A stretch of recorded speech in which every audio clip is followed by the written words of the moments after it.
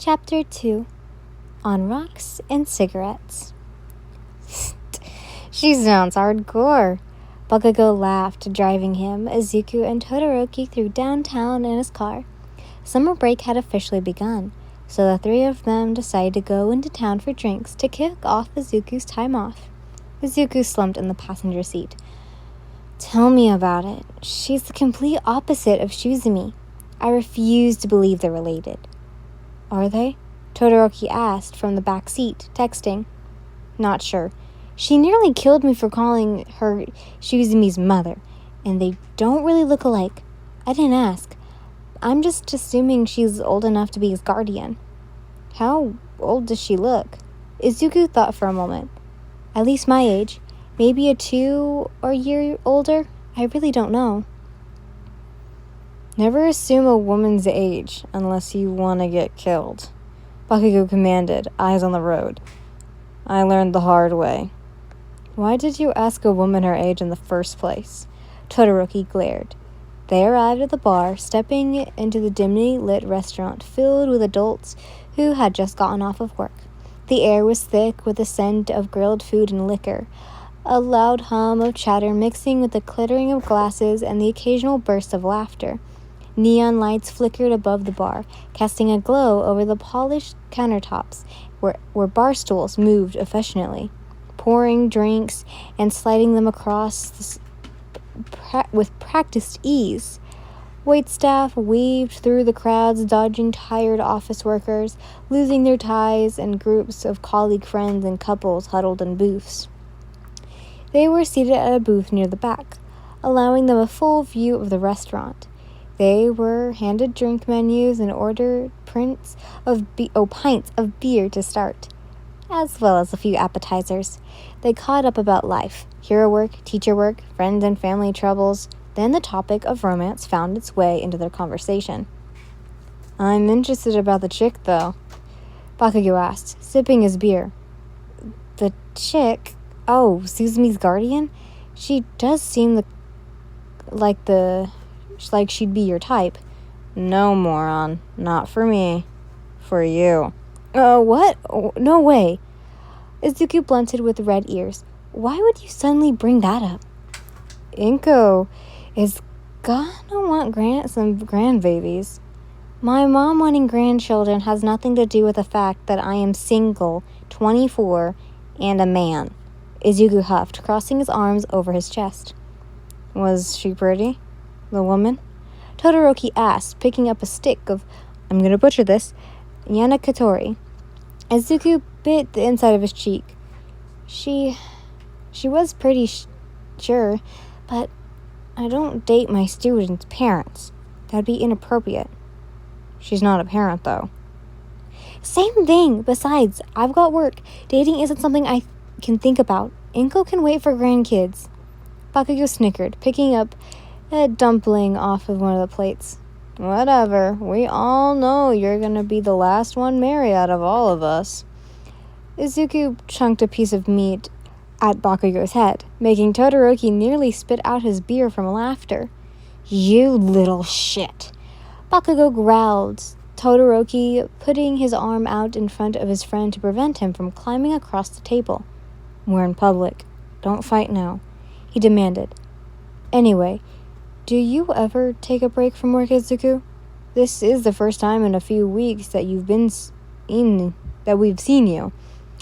Izuku chuckled, struggling as he took another sip of his beer. I can't take a break. I'm working with new students, so I've been busy coming up with the best lesson plans I can prepare for them for the sports festival, their provisional license, and their... Slow down, jeez. Bakugo groaned dramatically. Have you even slept the past few days? I've slept enough. Please tell me you're going to relax during your summer break? Shoto asked worriedly. I already told myself I will. Don't worry.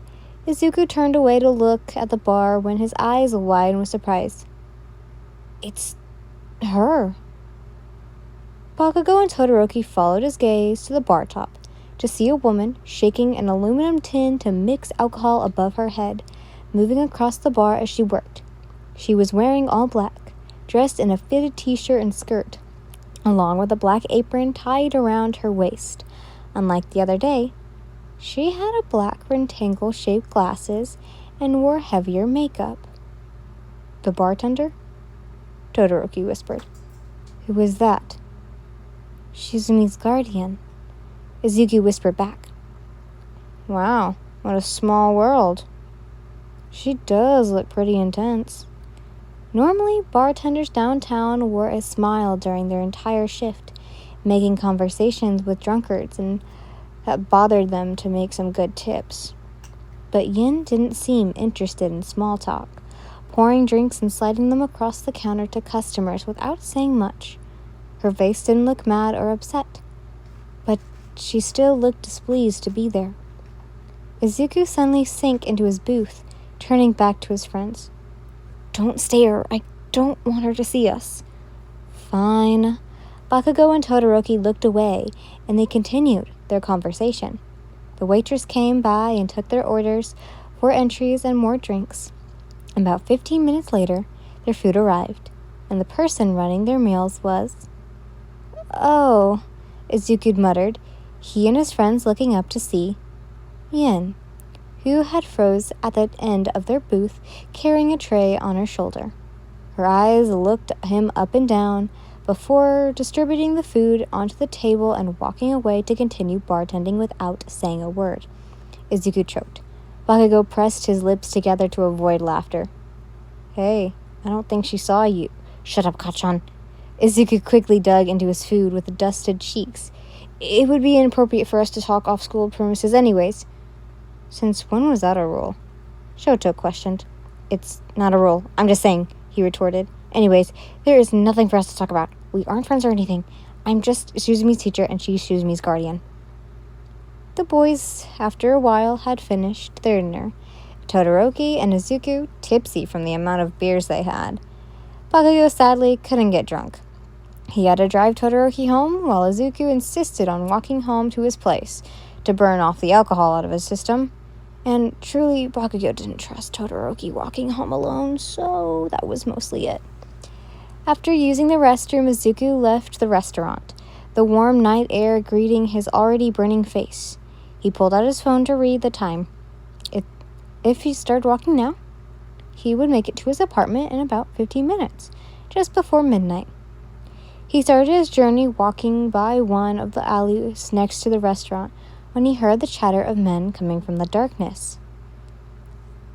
He peered around the corner to see 2 men standing in front of Yin, who leaned casually against the bricks, eyes closed with arms crossed. She was smoking a cigarette, the gray smoke swirling in the humid air. Izuku noticed she was gone from the bar when he left. She must have come out for a smoke break before closing.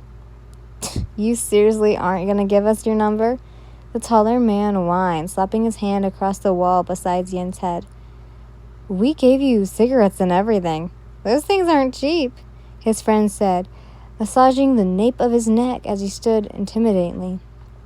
They didn't seem drunk, just extremely annoying.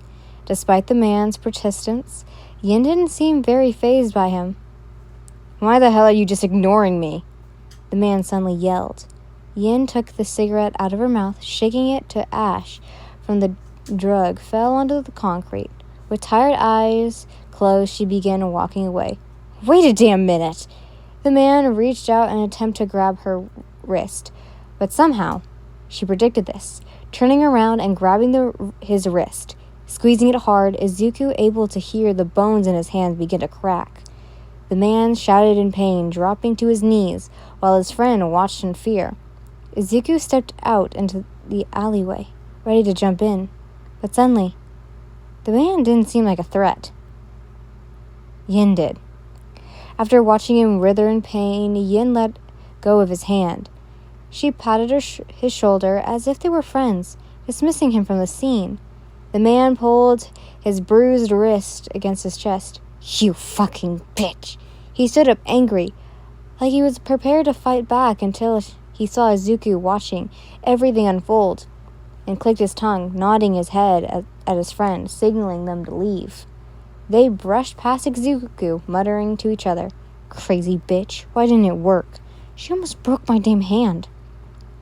Yin placed the cigarette between her lips and turned around, freezing at the sight of Izuku. He also began to stiff.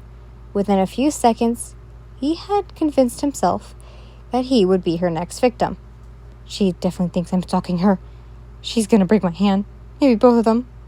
She might even break my legs while she's at it. You look sloshed. Go home. Uh-huh. He whispered, Yin suddenly beside him as she stared at him. She must have walked over to him whilst his drunk thoughts swam around his clouded mind. Do you not understand English? Oh, do you not understand Japanese anymore? I said you look sloshed. Go home. Sloshed? What does that mean? Does it mean I look drunk?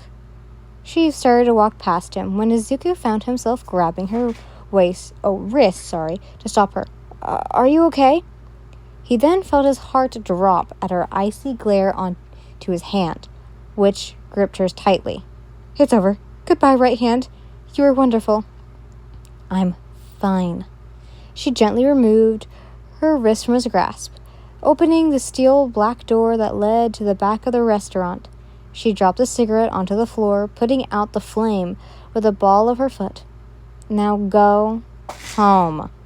Her voice sounded a bit softer than it did before, almost like she cared. Well, it was more like the authoritative go home than a concerned go home, but still.